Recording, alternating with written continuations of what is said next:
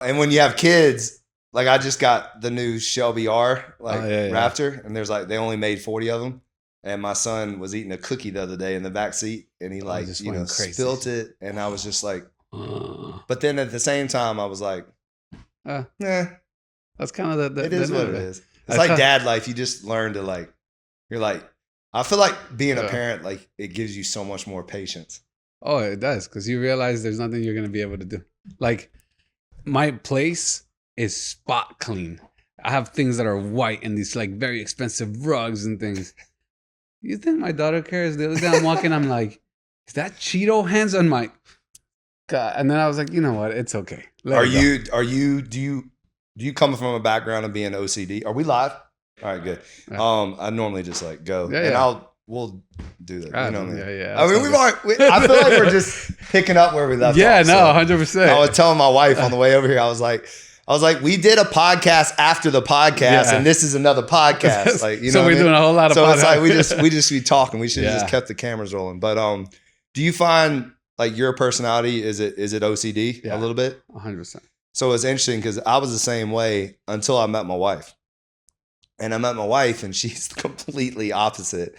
And so it forced me. It was like, if you really want to be with this woman, then you're gonna have to chill out. And then what's cool about it though is that it prepared me for kids, because it's damn near impossible to be OCD with kids. It is. Like, you know what I mean? Like, I realized, like, that's my daughter was really what changed that, because, dude, I was the type of guy, I come from the club and I don't drink anymore, but when I used to drink, I would come wasted, start fixing my library.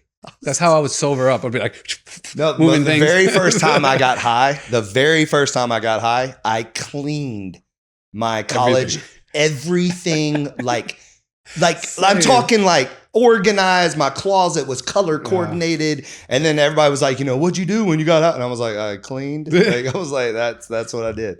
That's me every day. Like, and but you know what? It's almost organized chaos in my brain. I think that's part of my key to success, and my gift is that I need to feel like there's a lot going on. And even creatively, if you come to my office, well, you were there, like I have a lot of things, like, right? But it's that creative, like looking into that says, okay, here's these colors, here's these things, and my brain being challenged by so much, or like, but in an organized way, so I can fragment my conversations, my business, and still get to execute and be super OCD about it while being kind of messy in somebody else's. Like, my assistants say I'm an organized hoarder because I collect a lot of things. So it's like, you know, I'll collect toys and I'll collect cards and I'll collect watches and I'll collect sneakers. And it's like, at some point I'm like, damn, I got a lot of stuff. But it is part of like that creative process that just inspires me. And then my brain finds a way to organize it. So even in my house, I have a way to like, here are all the art toys and here are all the coffee table books and here. And it's just, it's literally, my brain goes through this motion all the time. And then at some point I'll be like, I got tired of this, clear everything and then go something new, you know? And honestly, I'm enjoying being a father. Like, I didn't think I was going to enjoy it this much, but I genuinely love it. It's the greatest joy ever. I love it. My daughter fell asleep yesterday hugging me. And it was the first time she's falling asleep in my arms. But this was like, we were in the bed and she happened to turn around and just wanted to genuinely just put her arms and hug me. Yeah.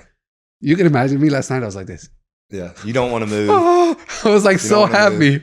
So happy. It's the best when they fall asleep. Yeah, no. My daughter fell asleep on my lap with her head just like, you know, right here. And you're just like, the best. And I had to pee so bad. And I was just sitting there just like, I'm not ruining this moment. You know? But I tell people, I mean, we talked about this on your podcast, like kids are what we should strive to be. It's sad that that's kind of stripped from us for 20 something years. And then it does seem like when you do find yourself, then you realize that authentic childlike behavior is who you're supposed to be. Yep. You know, it's like, I love what you said earlier, just that the absolute core of who you are. Yeah. Like if you can be that person, then most of the time you're going to be attracted to the right people. But when you're not, then oftentimes you find yourself around the wrong people. I think that's success, right? Like when somebody asks me whatever place I'm speaking at about success, I always say there's two keys. One is acceptance. And it starts there. Like work on that first. Work on just accepting 110% who you are, 110% your circumstance, 110% your situation. Like accept it so you could understand where you're sitting and where you're standing and the level of the game at Mario Bros that you're playing. Like once you understand and you're fully in awareness of that, then you can put into motion everything else that we teach about success, clear vision and process and networking and perseverance but like it starts with that, because the thing is, while having a clear vision, while persevering, while journaling, while working hard, while doing all these other things, while building relationships will get you external success, you'll end up empty in the inside because you're still searching for this. And so you'll always have the one-sided level of success, which is that it looks really pretty to everybody else. It looks amazing. You are building things, but you're in this despair of emotion all the time and this turmoil all the time. And you're still trying to figure out why. And so what I've realized in my own experience is the more that I am accepting, the more everything else, success or failure of things, just feels better. It's like, okay, that didn't go as planned. What was my lesson? Because it's not because I'm not good enough, or it's not because I'm not like you settle into that. Then when you have success, you're enjoying it, not pretending to be like, I gotta be all dressed. No, you're enjoying it as the kid is when you take your daughter to a playground and she's like, yippee, like Rugrats. Yeah. I'm going off. Like you have it like that because you are in complete like presence of who you are, so you can enjoy it, you can laugh, you could be corny, like you could throw your jokes, you could be whoever you wanted to be without having to pretend to be someone in order to fit into the success that you built for yourself, which happens to all of us. It happened to me where it's like you become Lex, and so now I'm expected to be a certain way. I'm expected for my social media and my videos and the composure of how I handle myself. And it's like, if you really know me, I'm a kid. I get excited. I collect cars and I get super excited about the car and I look at the wheels and I'm like, I'm so excited. I get like so thrilled to open packages. Like my assistants make fun of me because they're like, dude, I've never seen somebody so excited to open a package. But it's like, because I like that feeling of feeling kids. I wake up in the morning and I sing in the shower and I make up songs. I just like be making songs for them. That's just the truest version of who I am. And as I've gotten more close to that, everything else feels better.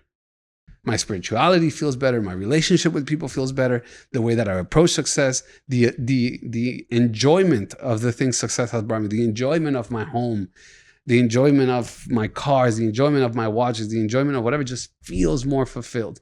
So I would say like accepting of who you are and the circumstances you're in is the first most crucial step to building real success. And then the rest, it's all the things we talked about. This didn't get built by just dreaming. You worked hard, you did all, you persevered, you had vision, you had clarity, you had great partnerships. All those are still needed. But without this, it's just a building. Because you'll sit here and be like, damn, now what? Yeah. Well, I think too, it's that combination though of acceptance and awareness. Yeah. You said it really well there amongst all that you said, but there was a moment there, you connected the acceptance and the awareness, because I think sometimes people accept themselves as they are without awareness that they need to expand who they are, like, or grow or whatever, or change certain things, and not change the core, not your personality, not the fact that you wake up and want to sing in the shower, but maybe you're, not disciplined or not, doing things that are actually good for you.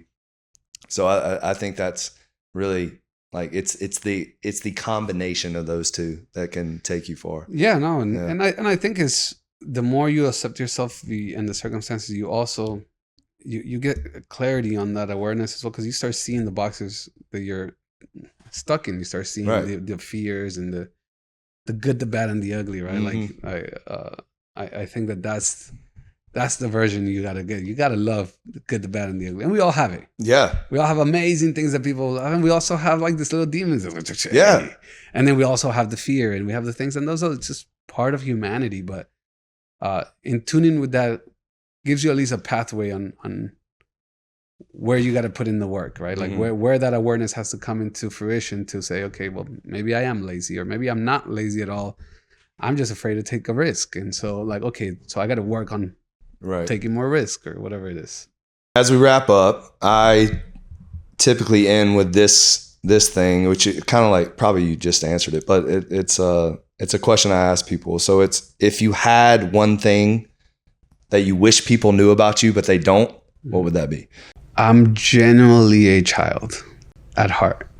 The reflection of that energy is the truest form of who I am. So I genuinely like childlike things. Like I like collecting cars, and I like laughing, and I don't know.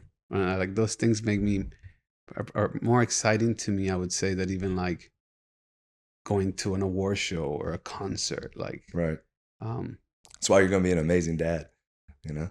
Yeah. I'm loving that. I'm loving playing that with her, and she loves cars like me. Oh man. So like that's awesome. I like, you know, run, I do the whole thing and crash, which I used to do as a kid. Yeah. That was my first like memory of envisioning something, was that I would really make this whole world with my cars, because my dad my grandmother worked at Matchbox, the car company. And so my dad collected Matchbox cars his whole life. So we have a collection of like, I don't know, 5,000 little cars. Oh, wow. But I would take them out and like, it'll be like the war and be like, you know, I'll do all that. And that memory of that is something I'm sharing with my daughter now. And it's amazing. And my wife shares that with us. So she's very childlike in that way. So she'll like, you know, she'll build the tent and we'll all go under the tent and stuff, you know, but it's a great experience. That's the best, man. Yeah. Well, thank you, bro. I appreciate you for having me. Listen, I love this. No, you're the best. We got to do it more often.